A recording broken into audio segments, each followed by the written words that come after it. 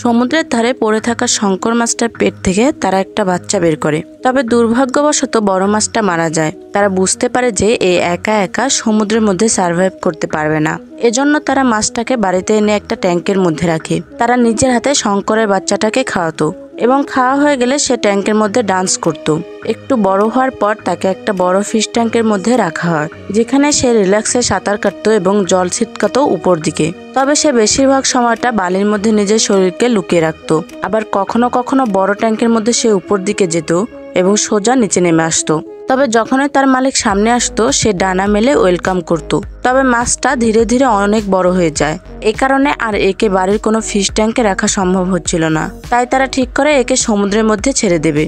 সমুদ্রের কাছে যাওয়ার পর তারা যখন একটা শঙ্কর মাছের গ্রুপকে দেখে তখন তাদের কাছে গিয়ে একে ছেড়ে দেয়। তবে লোকটা যখন একদিন ডিপ সি ডুইভ করতে গিয়েছিল তখন একটা বড় শঙ্কর মাছ তার কাছে এসেছিল, কিন্তু দুর্ভাগ্যবশত সে বুঝতে পারেনি এটা ওই মাছটাই ছিল কিনা।